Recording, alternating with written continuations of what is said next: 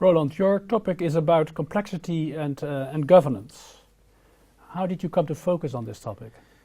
Well, it's quite a long story, actually. It's an early interest. So I originally studied theoretical physics, and I was always interested in how things organize themselves, how they got into the state that they are in. So I graduated looking at the large-scale structure of the universe. So this is kind of the ultimate question. But then afterwards, I went to work for industry, for AT&T, and then later for Shell. And I always continued to be interested in how do these companies and how do the markets really organize themselves? And I found the stories and the theories that were put to you, for example, in expensive courses in business schools and in INSEAD or in Harvard or something, were somehow very superficial. They didn't really get at, so how does this really happen? After my first decade of work, I treated myself to a year sabbatical to look into this question. And I ran into somebody who said, you should go to the Santa Fe Institute there and see whether there's anything interesting there. Which I did, and the Santa Fe Institute is an institute that was created in 1986 by a whole bunch of scientists, and a set of Nobel Prize winners and from various disciplines, Ken Arrow, economist, with the idea to explore this question, and how does order come about in these kinds of in large systems, whether it's social systems or economic systems or markets or biological systems, and there, as any answer to a real question, I found the beginnings of how this might work. And it's an interest I've kept. I went back to work in industry for Shell for 12 years, and afterwards ended up for the past couple of years in academia, a fellowship in Oxford, and I've written about this question, and in particular about the interaction between complexity and governance. So it's quite a long journey from the order in physical systems through how order occurs and is created around corporations and private systems, and then ultimately to the bigger systems of government and market interactions. Can you explain to me a little bit what complexity is and how it is different way of looking at things than you were used to before you went to the Santa Fe Institute? Yeah. So in a sense, what the word is a terrible choice of word. If you were to call a discipline something, complexity is the worst thing you can call it. But so be it. That's what it's called, and it's very different than the negative association that people have with something that's complicated. There's a whole bunch of consultants who make a living by getting complexity out of your organization, etc., and they actually mean complicated. So part of the core is understanding the difference between complicated and complex. So let me give you an example. An Airbus 380 is a very complicated system. It's got huge amounts of wires, cables, etc. But ultimately, the whole is the sum of the parts. You can really, everything adds up, and that's the plane. A complex system, for example, would be your immune system. And that's a system that actually you cannot fully explain just by naming and describing the individual parts. It's through their interaction and the interaction of that system with the surrounding, so the viruses and all the stuff we're breathing in now, actually, that your immune system is what it is. So complex systems, in a deep sense, are systems where the whole is more than the sum of the parts, and that comes about because they're deeply interconnected. So if they're spaghetti ball-like systems, all the bits have deep interactions with each other, and so that's really the difference. Is a system that's really the addition of a bunch of blocks, and those systems that are deeply interconnected.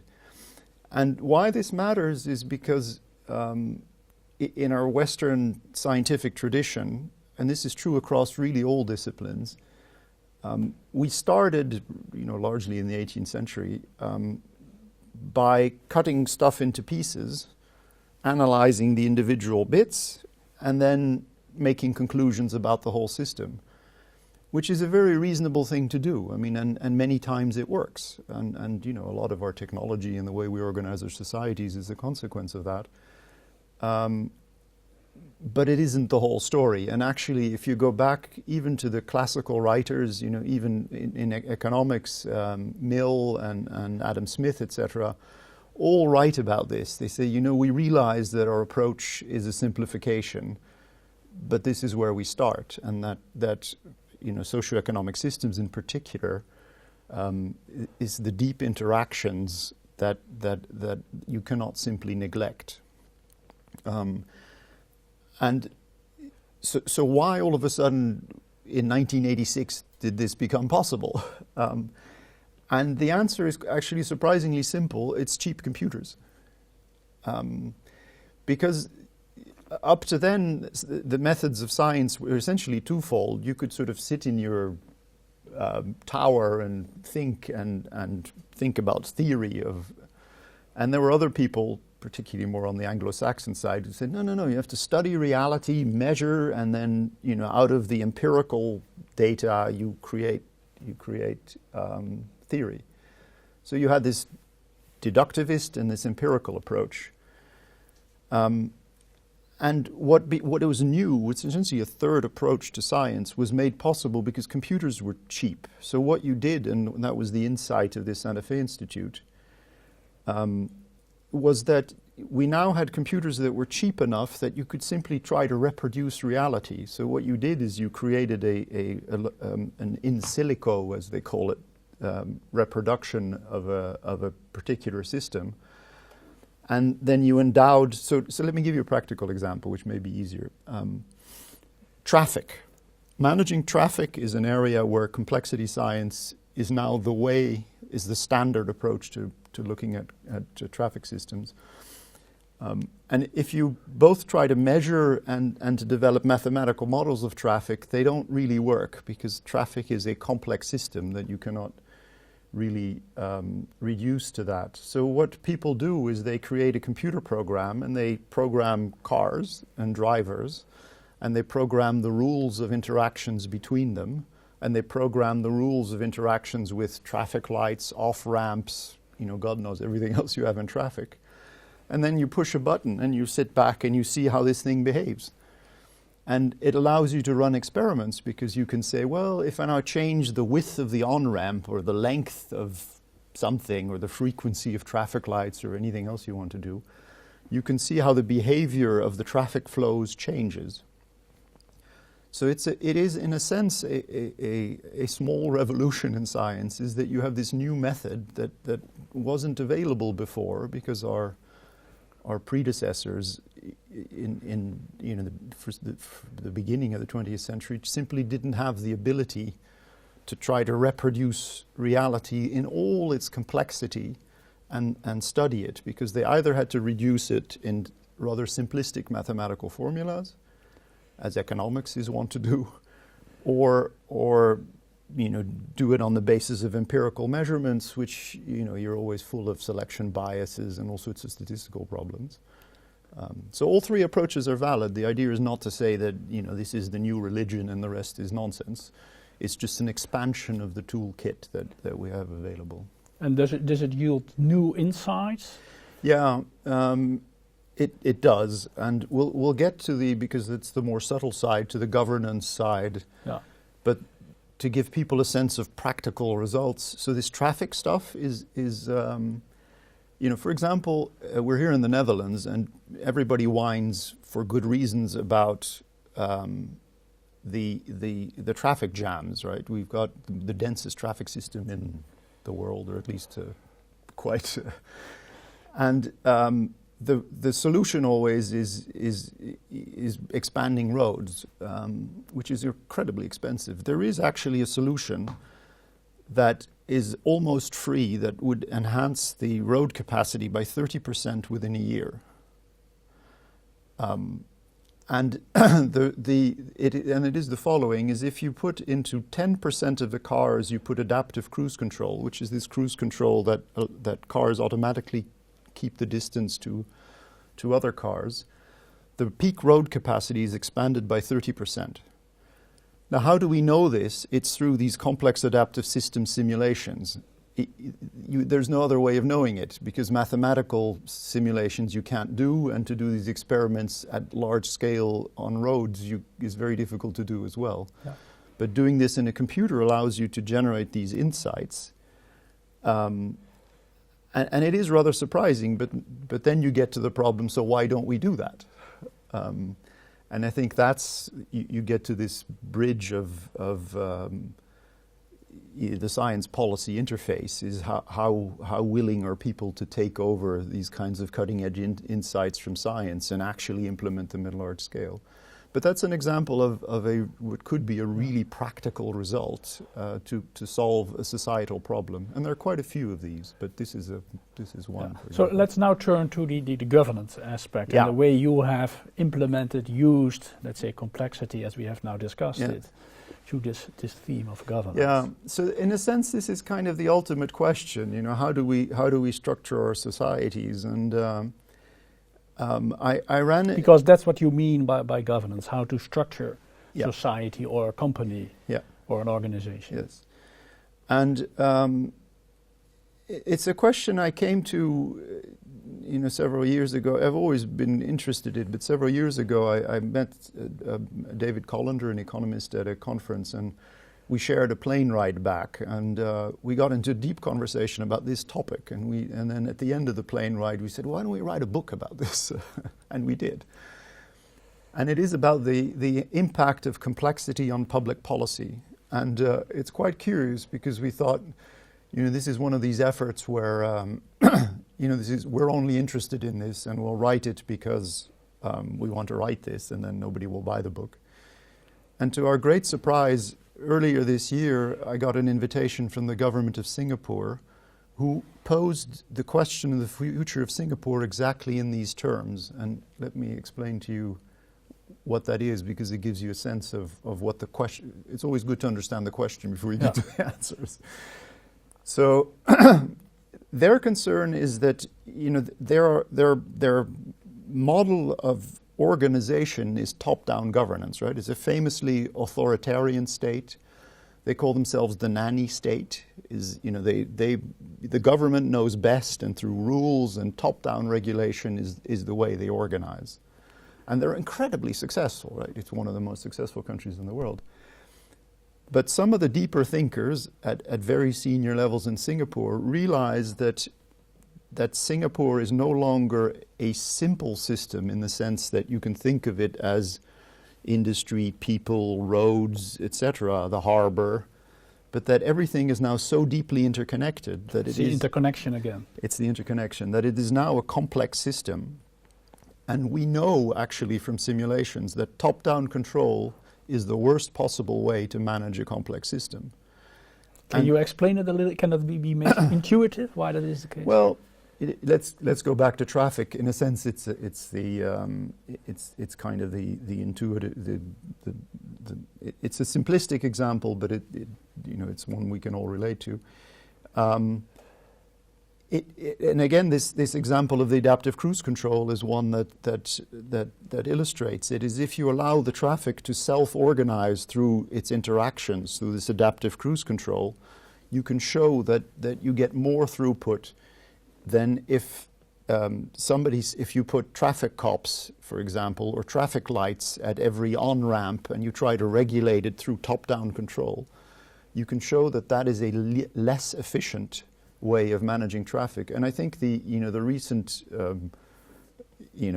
viral proliferation of roundabouts in the Netherlands to replace traffic lights is a result of that insight, is that actually roundabouts are a more efficient way of having traffic flow than the top-down control of a traffic light.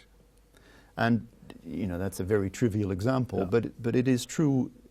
You can see that it is true of most complex systems. So back to Singapore. So back to Singapore is, this is a real problem, right? Because some of the senior people in Singapore grew up in the kampungs. They grew up in a third world country, and they are now one of the wealthiest countries in the world. And some of them now are troubled by this insight, saying, our model of governance is no longer fit for purpose for the kind of structure we've created. So what do we do? And if they're very systematic, so they go around the world and say, well, give us an alternative model. And if they come to the Netherlands, then we would say, oh, we've got, parliamentary democracy, and we've got all these things. And you say, well, how does this work? And actually, we don't really have a theory about how our society organizes itself. It's kind of experiential, and it's pretty good, but we don't have a theory. And so they say, well, this isn't good enough. This is we're gambling the future of our country. We want to have some real insight in how it works. So they've caught on to this question of complexity and governance. And so they organized a conference and invited people from all around the world to discuss, what is it that we know about complex systems and how order is created in them and how we best manage them. And how you would structure a state in order to do that. So that's, in a sense, is the question at the highest level, because it's how to organize a country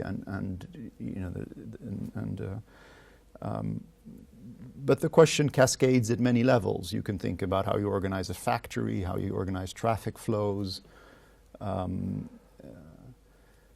Another wonderful example, I think, is the epidemiology is the other area where complexity has really become quite mainstream. And, when the bird flu thing threatened to roll out across the world, the immediate reflex is we have to find a vaccine, and then we have to inoculate the population. And then immediately people say, oh, we start with the children and the elderly because they're the weakest in our society. Actually, if you do complex simulations of the spread of viruses, that's the worst possible solution.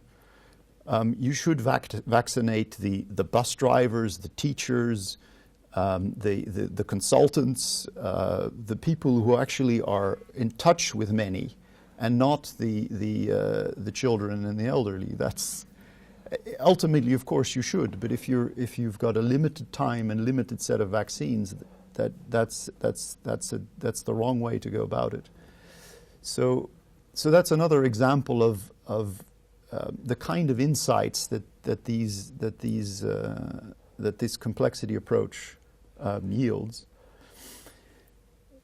Now, the story where I find it, so writing the book together with an economist, because this is an economics series, I thought was absolutely fascinating. I know, obviously, a reasonable amount of economics, but I'm not an economist myself. But what was so fascinating about it? The story is how we got to where we are in economics and the consequence for the way we organize our states.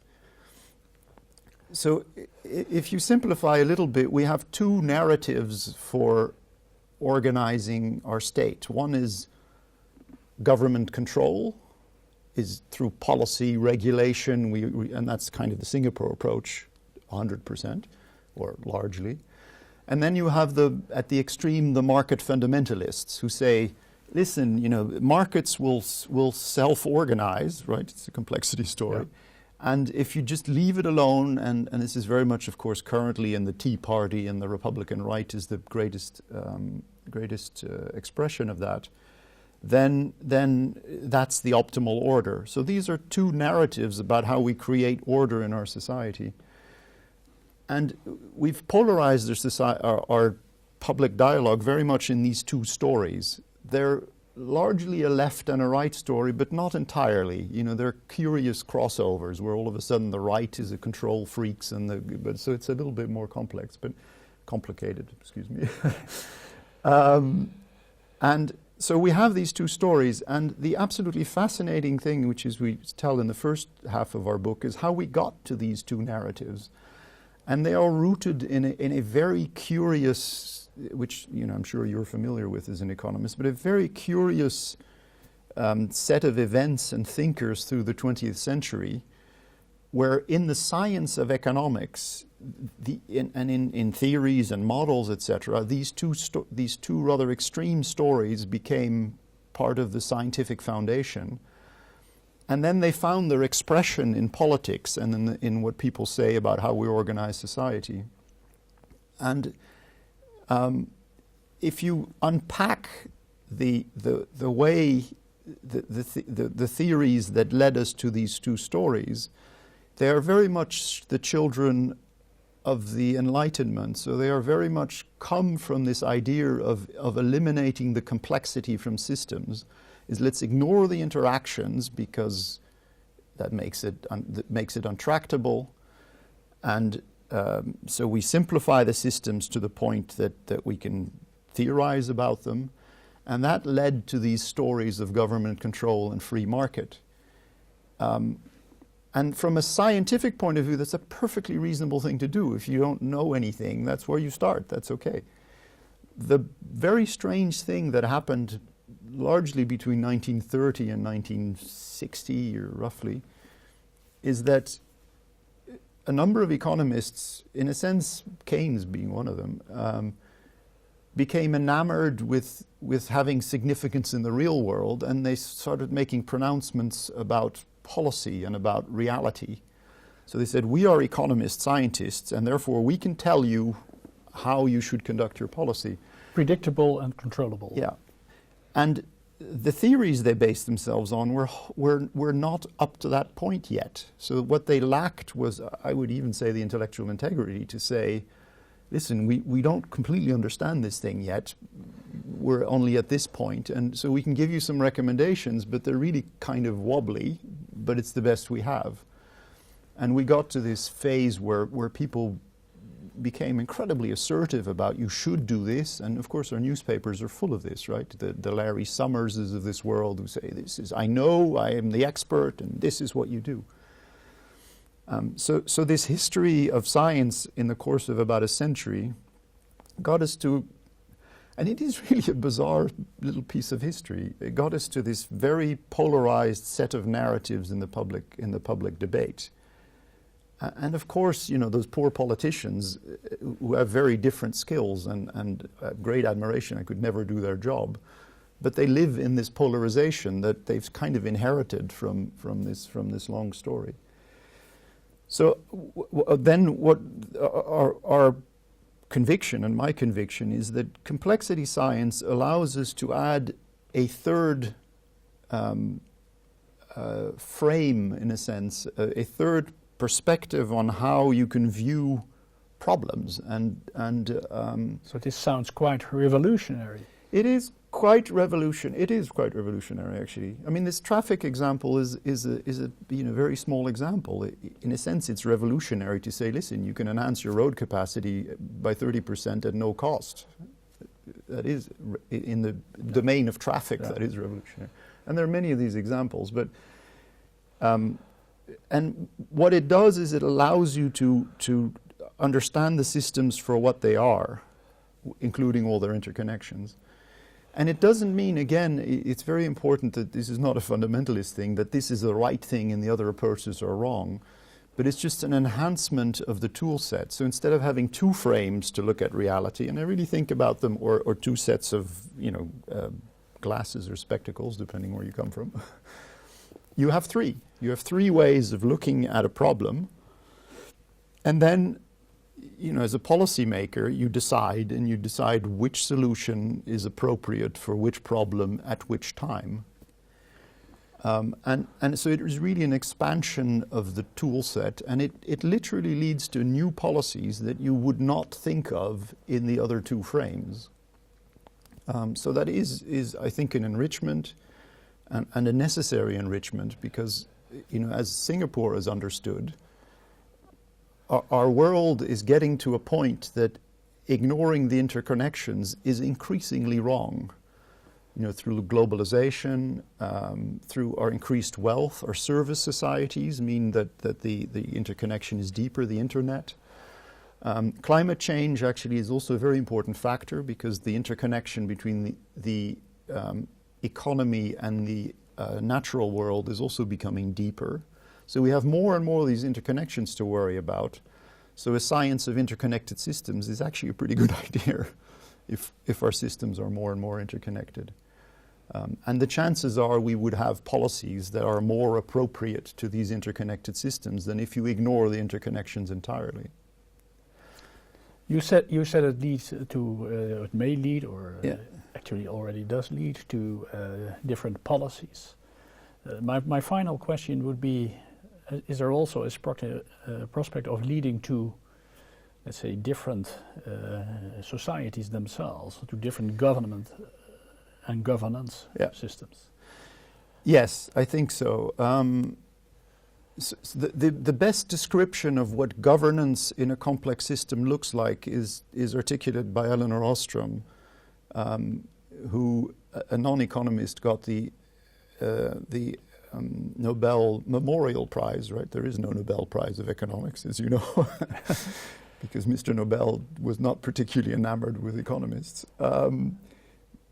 But she describes what she calls polycentric governance, of how you have a much more messy kind of governance that is more appropriate for complex systems, and she gives many examples. The particular topic that I'm now very interested in is the economics of climate policy. So this interaction between our economic system and the climate system is I think a relevant question of our times in many ways. But it's really, both the climate and the economy are deeply complex systems. They're deeply interconnected. And the interconnection between them actually doesn't make it a lot easier. And, both climate science and economics are very rooted in this reductionist science. And therefore, a lot of the way we frame climate policy actually leads to conclusions that are really not appropriate for the problem. And so this is, I think, one of those practical challenges that we have, and that's debated day by day in the newspapers and in politics, is there a cost to climate policy? Is it negative? Is it positive? And the curious thing is that the answer depends on whether you frame these. I think the answer depends. That it depends whether you frame economics as a complex system or as a simple system. If you frame it as a simple system, there is no doubt that climate policy is an expensive thing to do. If you frame it as a complex system, there are ways in which it's actually a very profitable thing. We would have a lot more economic growth if we dealt with climate policy.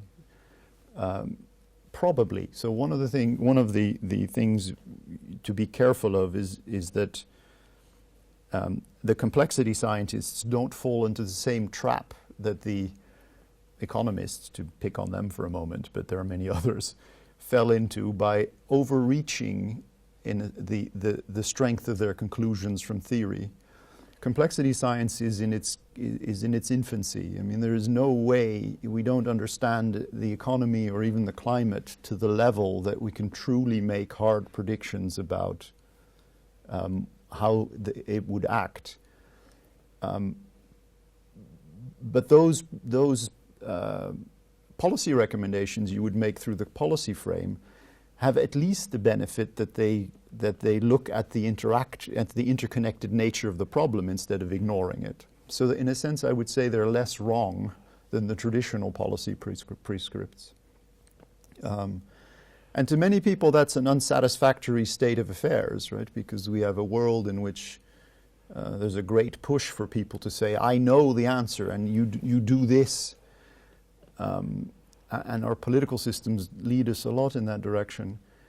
But the good thing is that as human beings, we're actually uniquely endowed to function under uncertainty, and we forget about that. Almost all the important decisions we make in our lives are around deep uncertainty.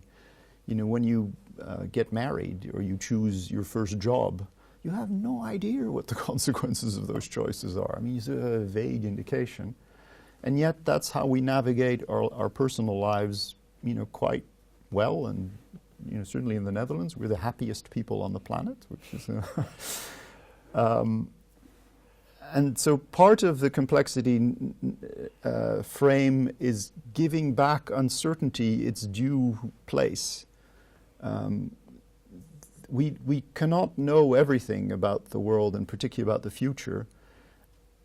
And for me, the interesting thing about complexity is that it's not about lack of data.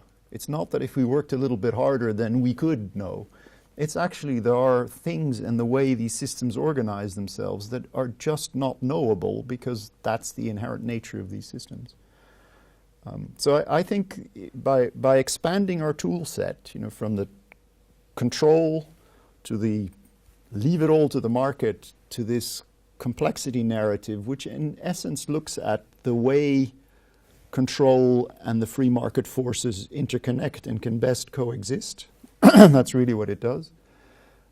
It suggests a set of additional additional policy options, which will often be less wrong than the other ones, but you will never be able to prove, just as you really can't prove in the other cases, that they're the right choices. But that's the way our world works, and those are the best tools we have. So I think it's a tremendously exciting area.